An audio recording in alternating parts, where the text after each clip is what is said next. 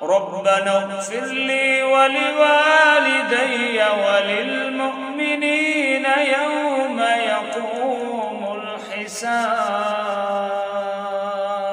السلام علیکم ورحمۃ اللہ وبرکاتہ۔ حضرت نوح علیہ السلام اپنے بیٹے کو وصیت کرتے ہیں اور ارشاد فرماتے ہیں، اے بیٹا، یہ دو کلمے زندگی بھر نہ چھوڑنا۔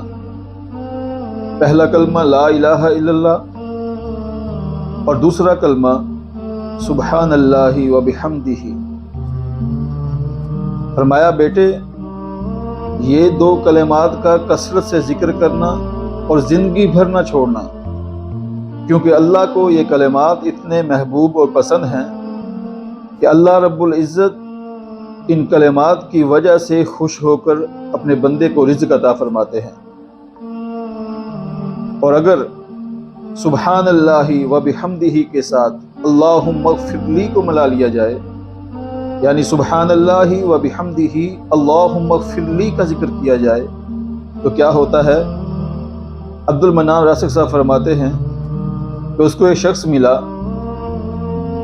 وہ کہنے لگا کہ حضرت، میں نے آپ سے یہ سنا ہے کہ سبحان اللہ و بحمدہ اللہم اغفر لی کا ذکر کرنے سے اللہ رزق وسیع کر دیتے ہیں۔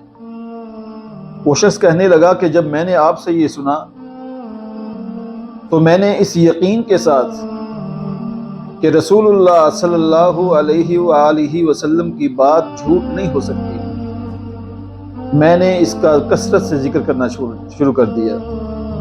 سبحان اللہ و بحمدہ اللہم اغفر لی کثرت سے پڑھنا شروع کر دیا۔ اتنا پڑھا کہ آتے جاتے راستے میں، ڈیوٹی پر، میں ہر وقت سبحان اللہ و بحمدہ اللہم اغفر لی کا ذکر کرتا تھا۔ وہ شخص کہنے لگا کہ کچھ ہی عرصہ گزرا اور میں جو فیکٹری میں ملازم تھا، آج میں فیکٹری کا مالک ہوں۔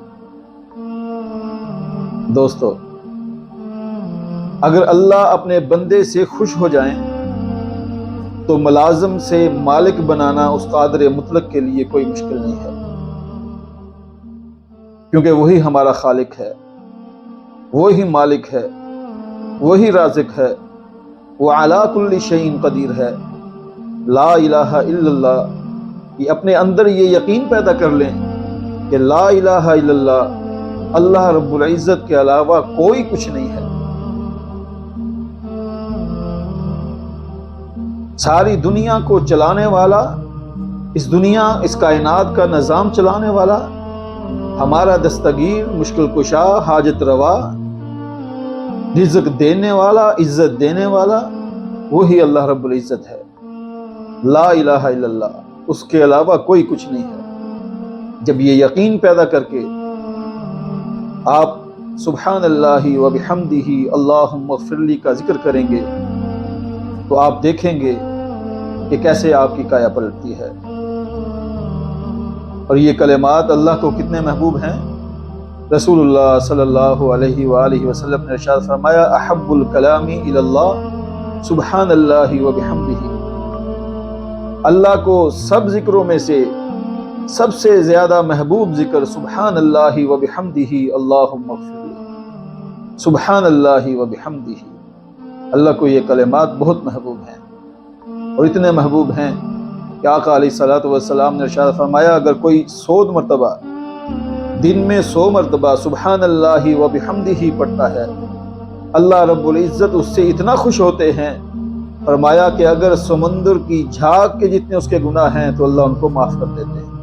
کثرت سے سبحان اللہ و بحمدہ پڑھیں گے تو اللہ رب العزت آپ کے تمام گناہ معاف کر دیں گے۔